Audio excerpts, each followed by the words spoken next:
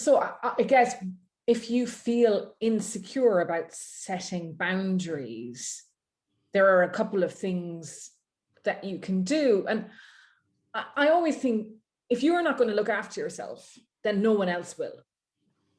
And also, somebody might say to you, why don't you try this? Or why don't you try that?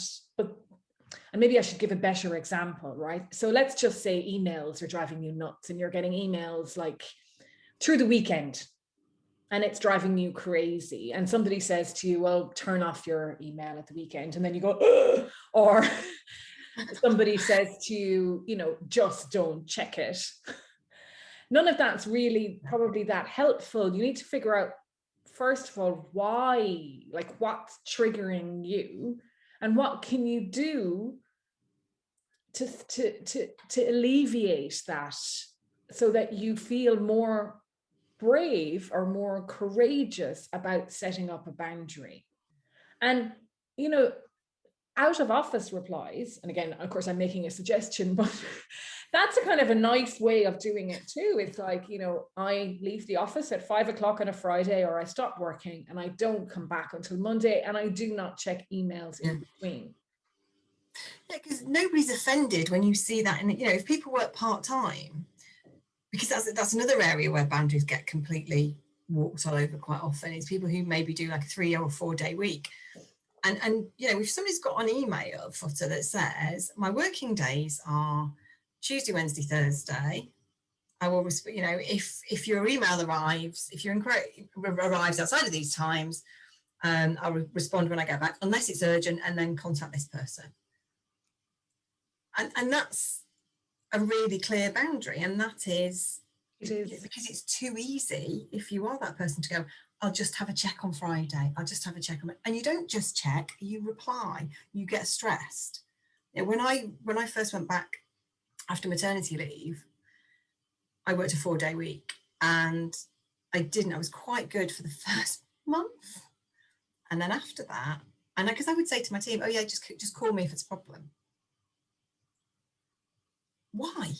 Because I think it's because for me, at that point in that environment, when you go back after maternity leave, and I think there's a lot of parallels with maternity leave and another kind of extended leaves that we're going to find people going through when people start going back now, is your confidence has been completely undermined. And when you are lacking in confidence, you don't feel comfortable walking away because there is the worry that something will happen on that day that shows you in a bad light, or that identifies a problem, or makes something difficult for somebody else. And for me, for years, it was a real mental challenge not picking stuff up on that day.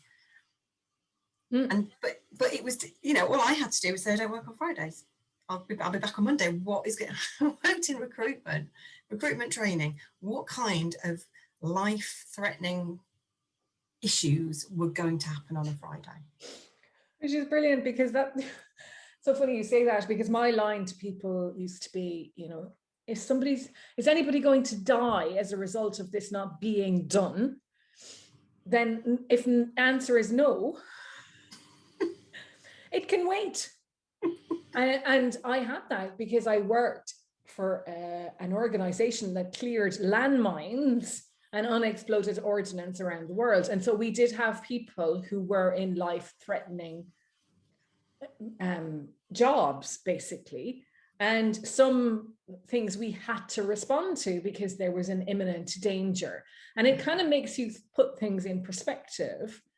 But the other thing that you mentioned there is I also worked with colleagues who lived in Afghanistan and Bangladesh and Sudan, and their working week was Sunday through Thursday. And invariably, none of my colleagues in head office could remember that, and would set meetings up for Friday, or would phone people on Friday and whatever. And not a mind time difference, don't get me started there. But I just found it was really interesting how they could never see from the other person's perspective. It was always what was on their schedule there and then. And I used to encourage my colleagues to put, you know, like that at the bottom of an email, even my working day or working week is Sunday through Thursday. But I also had the flip side of that when I lived and worked in Africa.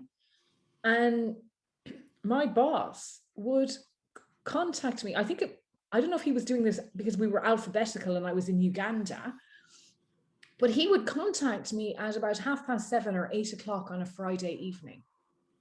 You know, I'm just finishing up for the week, Susan, wanted to check in, see how you're doing. And you're going, that's just lovely. Thanks very much. I'm so happy you thought of me. And I had to fight back and say, this is not acceptable. Like, it's not acceptable. I have gone beyond my working week, and, you know, yeah. So you do have to stand up for yourself to set boundaries, because you're the only one that's going to suffer. Yeah, and the impact can be massive, because the impact extends beyond that particular issue as well. It can impact every element of your life if it's persistent and there's constant pushing of those boundaries. Because, you know, it's like you said, on a Friday night, if they're phoning you at 7-8 o'clock on a Friday night, that is your time with your family, with your friends. You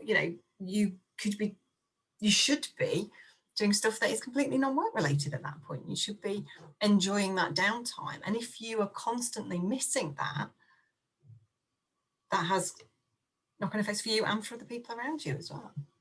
And also, how interested are you actually in talking about work then? You know, why are they phoning you at that hour? Like, turn your week around as well and start phoning your people at 9 o'clock on the Monday morning as opposed to 5 o'clock on the Friday evening. Because what are you going to do with the information they give you? You're not going to do anything, are you?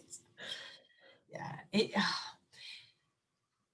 I think some of it as well comes from this culture of that sort of hustle culture and the presenteeism culture. And thankfully, it seems to be shifting a bit now. But, you know, 10, 15 years ago, when I first went into recruitment, you know, they were long old days, because when not everybody had a mobile phone in their pocket and email didn't exist in the way it does now, you know, to contact a candidate, quite often you had to do it outside of working hours. So I would quite often sit on the stairs in the house I lived in, phoning candidates at 7 in the evening. But it was frustrating, and it was annoying, and it was irritating. And after a while, it impacted on my desire to want to do my best at that job, because it was just like, well, I don't want to work till 7, 8 o'clock every night. But one of the great things about technology is it's made that in that particular industry not quite so necessary, because you can now phone a candidate, leave them a message, they'll call you back when they can, and you can be quite clear that I'm not going to take phone calls after 7 o'clock at night. But it's the culture of the organization, the industry, the sector, whatever, that says this is the expectation. So you think about those. Oh God, which of the big four was it? PwC, and then 90-hour weeks or whatever they were. No, it was 91,000 they were paid, wasn't it? But you know, the ridiculously long working weeks that they were doing. Oh, that was the Goldman Sachs people. Goldman Sachs, that was it. And it's that whole bit of what was really interesting was watching the reactions to that in the press, from well, what did they expect for that amount of money? Yeah, was the predominant response. And yet, well, they didn't expect that, clearly. And why should they? And that's just those cultures. Yeah, I mean, again, you know, I'm really lucky that the businesses I generally deal with don't have that kind of environment. So I always kind of get quite surprised that those cultures still exist to the degree that they do, because surely we've had 10 years plus of talking about better working environments and you know, respecting people and understanding that people are your biggest asset, and the way that, you know, then you hear stories like that. But it comes back down to individuals, Helen. So, you know, if the person at the top of the organization works in a certain way, then other people feel whether that's right or wrong, they might feel they have to also behave like that, and it permeates. And that's part of it. And that's why it's also important for you to set your own boundaries and stand up for yourself.